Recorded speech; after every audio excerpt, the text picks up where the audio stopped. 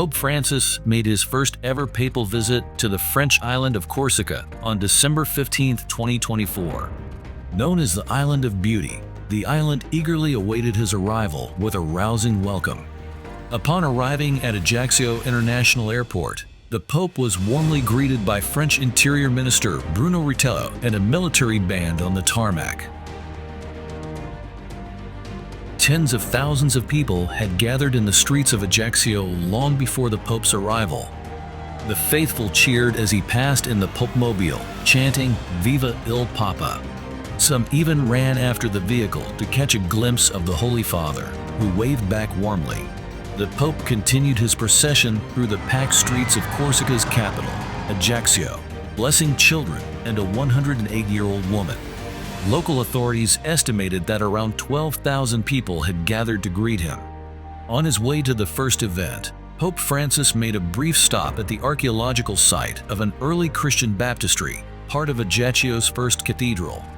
The Pope's first official engagement was delivering closing remarks at a Congress on Religion in the Mediterranean. He addressed over 400 participants, including clergy, academics, and religious leaders. Cardinal Francois Xavier Bustillo welcomed the Pope, who spoke on the importance of the Holy Spirit in popular piety. He also emphasized the need for a concept of secularity that is not static and fixed, but evolving and dynamic. After concluding the conference, Pope Francis traveled to the Santa Maria Assunta Cathedral to meet with the Catholic community of Ajaccio. Before reaching the cathedral, he made a quick visit to the Sanctuary of the Virgin Mary. The sanctuary holds special significance as it protected the island from the plague in 1656. At the cathedral, the Pope was welcomed by Archbishop Eric, president of the French Bishops' Council, and led the Angelus prayer with the faithful. In his address, the Pope urged priests, bishops, religious, and seminarians to place Jesus at the center of their lives and services. He highlighted the importance of forgiveness and caring for oneself and others. Pope Francis also addressed the challenges of preaching the gospel in contemporary Europe, viewing these challenges as an opportunity to remain humble and trust in God. He reminded the faithful to focus on Christ, who works through their efforts. Concluding his ceremonies at the cathedral, and after a short break, Pope Francis arrived at Place Stolitz to celebrate the Holy Mass. About 7,000 faithful had gathered to participate in the Mass.